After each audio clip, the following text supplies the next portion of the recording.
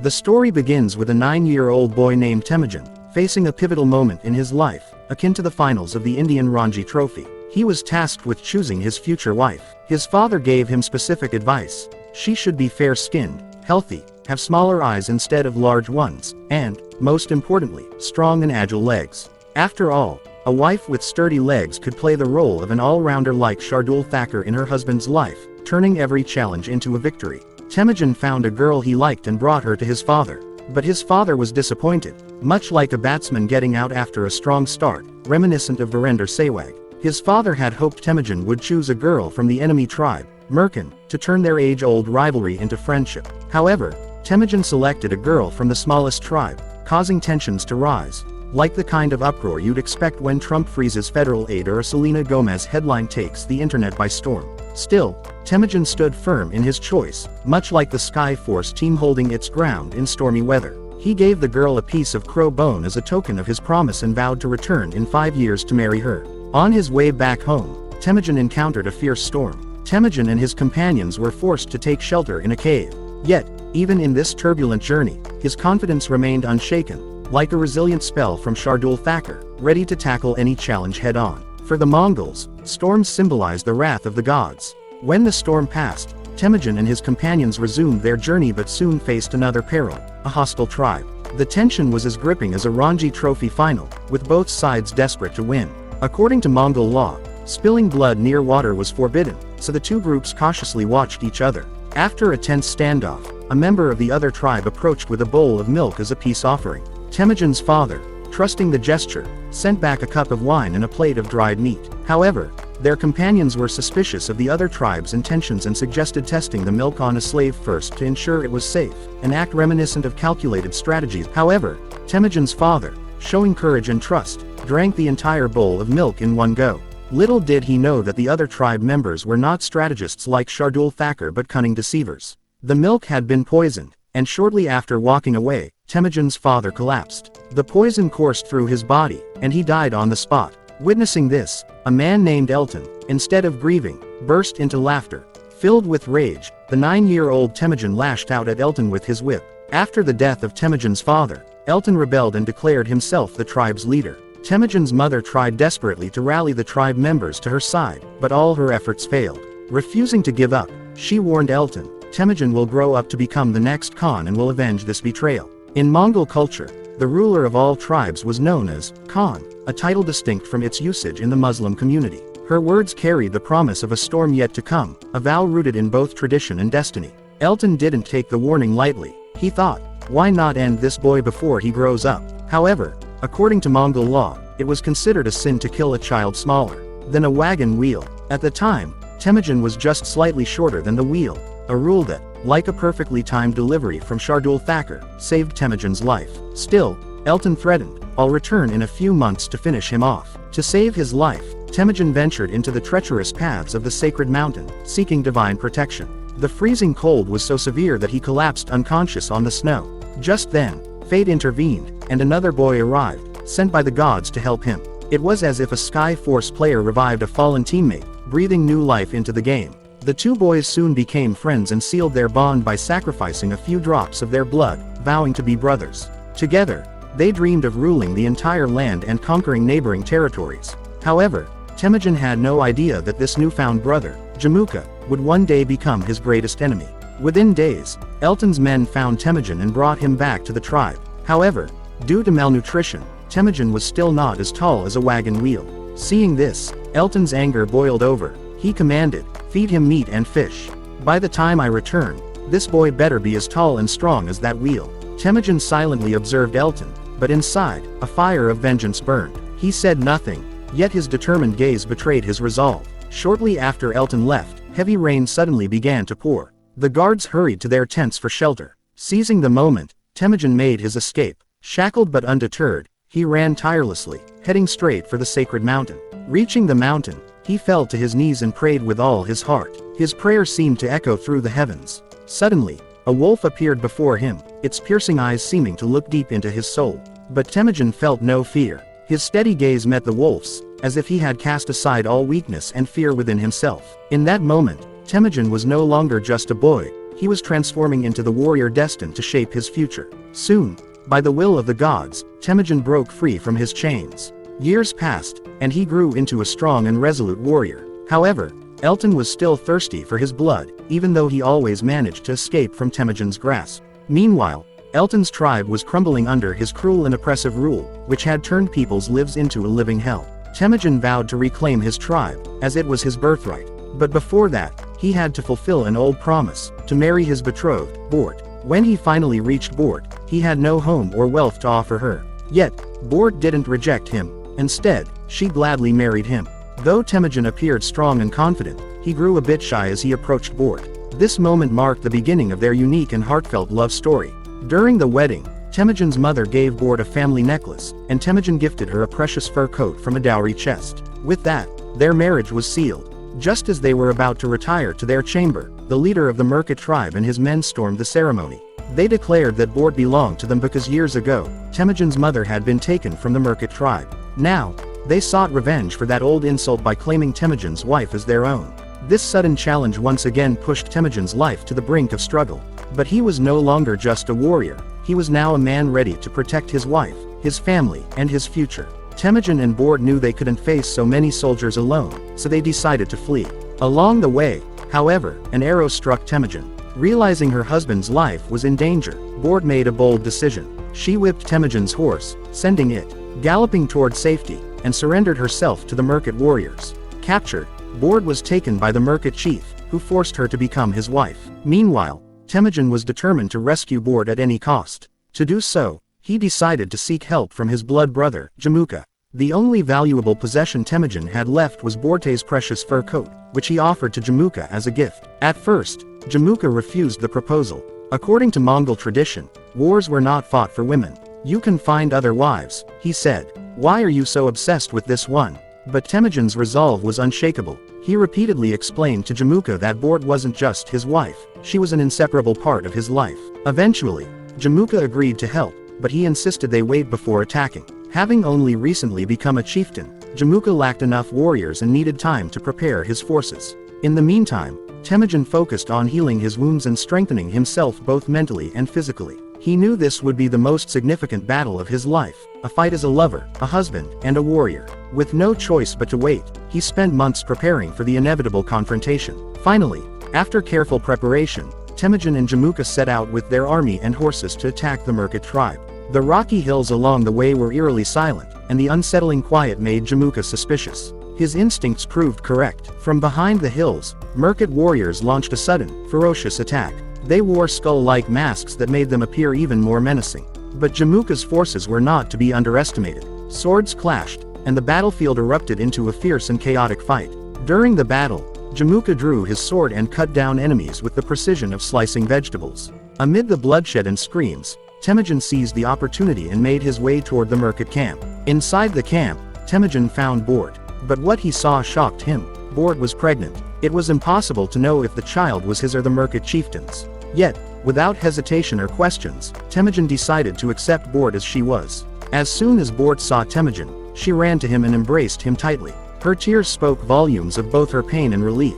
At that moment, Jamuka arrived, and Temujin looked at him with pride, saying, "My son is coming." That evening, as the army celebrated their victory, Jamuka offered Temujin a position to stay with him and become his general. However, Temujin politely declined, explaining that his mission was far from complete and that he needed to continue his journey.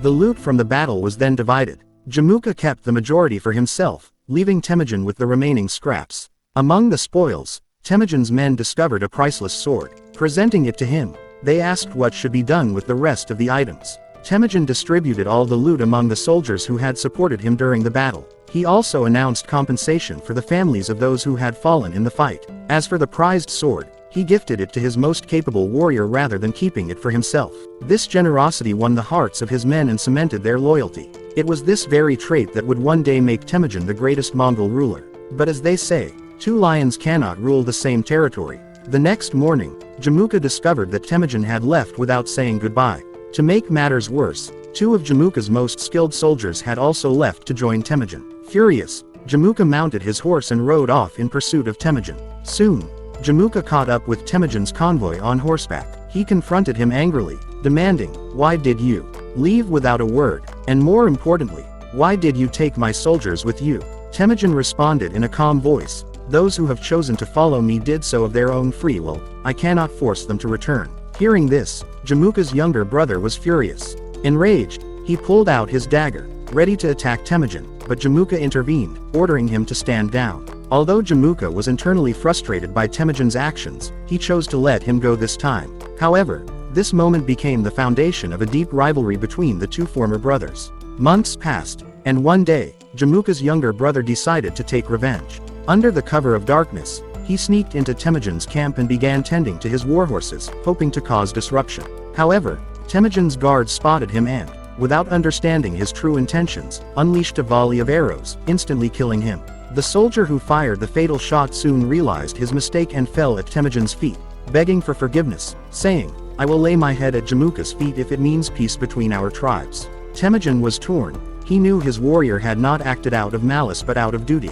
Yet, much like the ongoing media frenzy surrounding Selena Gomez, this incident only deepened the rift between the two sides, pushing them closer to inevitable conflict. Temujin's wife looked at him and said, "You have always fought for your people. But if you hand over your soldier to Jamuka, will your people still respect you?" Her words struck a chord with Temujin, making him realize that every decision he made was deeply tied to the trust and honor of his people. Meanwhile, in a different part of the land, when Alton received news of Jamuka's brother's death, he saw an opportunity. Wasting no time, he went to Jamuka and fueled his anger, manipulating him into seeking vengeance. Already burning with rage, Jamuka swore to avenge his brother's death.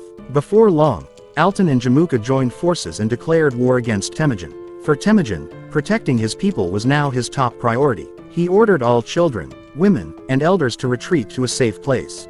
Before parting ways, his wife gave him a token, praying for his safe return. As the battlefield loomed ahead, Temujin and his army faced overwhelming odds. The enemy outnumbered them 20 to 1. Yet, despite the staggering difference, not a single warrior abandoned his side. The two forces stood face to face, tension thick in the air. With a swift motion from Jamuka, the battle erupted into chaos, swords clashing and warriors charging. The enemy forces launched a fierce attack on Temujin's army. However, neither Temujin nor his warriors had any intention of retreating. They stood their ground, fighting back with all their might, countering every strike with unwavering determination. The battlefield roared with the clash of swords and the cries of warriors, as the fight escalated into a brutal test of endurance and strength. But as the intensity of the war grew, Temujin watched in anguish as his soldiers and brothers fell one by one. Jamuka's army eventually surrounded him from all sides. This battle turned out to be his first and only defeat. However, out of respect for their past friendship, Jamuka chose not to kill him but instead sold him as a slave to a merchant. This led Temujin to the Shah dynasty's territory. Upon crossing the border, a general from the Shah army noticed him. Despite recognizing who he was, the general ignored a Buddhist monk's warning and purchased Temujin for just 5 coins. The monk had cautioned him that this was no ordinary man, but the general dismissed his words without a second thought. Instead of killing Temujin, the general imprisoned him in a cage meant for dogs and slowly began torturing him.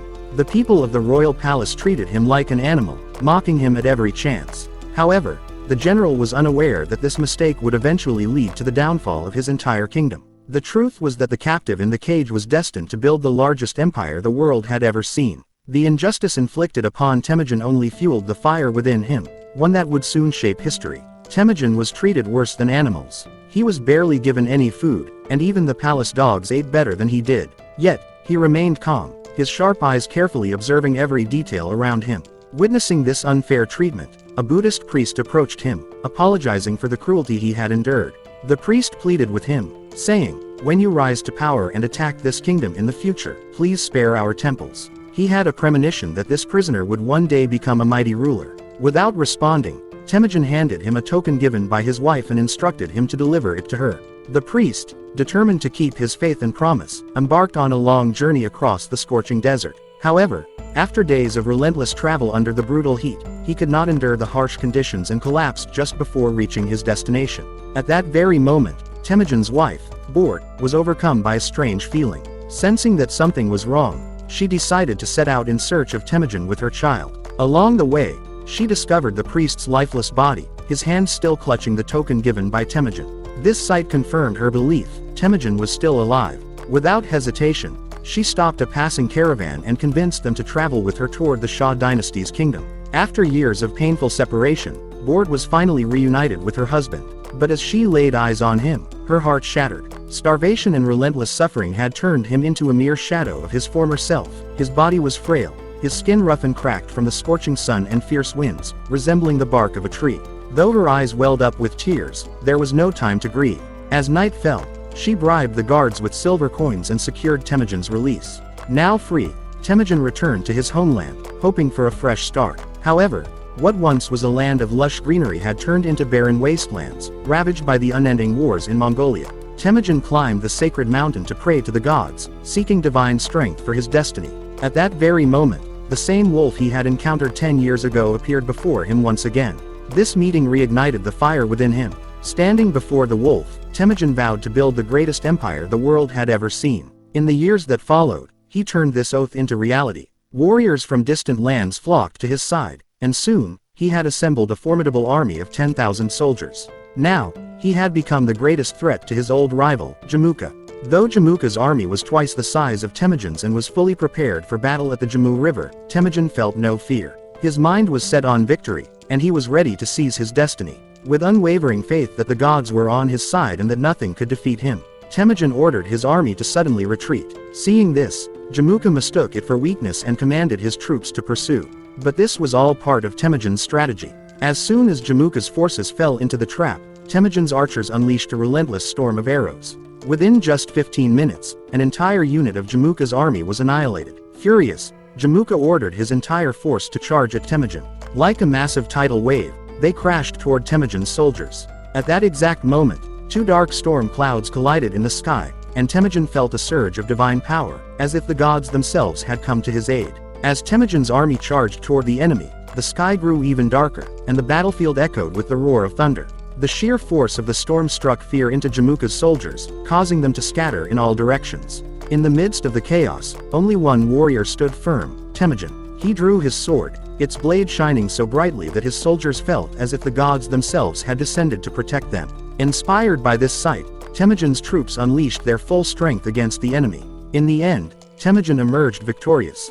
Not only did he triumph over his greatest rival, but he also cemented his legacy as the ruler of the Mongol Empire. According to Mongol law, all captured slaves and enemy soldiers were to be executed to demonstrate the victor's dominance. However, Temujin defied this brutal tradition and took a different approach. He spared their lives and invited them to join his army instead. This act of mercy and justice earned him the unwavering loyalty of his people. When he returned to his camp, he came face to face with his old friend turned rival, Jamuka. But Temujin never considered him a true enemy. In an extraordinary display of generosity and greatness, he granted Jamuka his freedom, further solidifying his reputation as a wise and just leader. In the year 1206, at the age of 44, Temujin successfully unified the entire Mongol Empire. With his massive army, he then prepared to launch an attack on the Shah dynasty. However, he still remembered the promise he had made to the priest long ago. Keeping his word, he ensured that no harm came to the sacred temples of Shah. Following this, Temujin assembled a staggering force of 300,000 warriors and set out to conquer neighboring lands. In no time, he built the largest empire the world had ever seen. This is the story of the great Mongol ruler, Temujin, known to history as Genghis Khan. If you enjoyed the video, don't forget to like and subscribe to the channel. See you in the next video.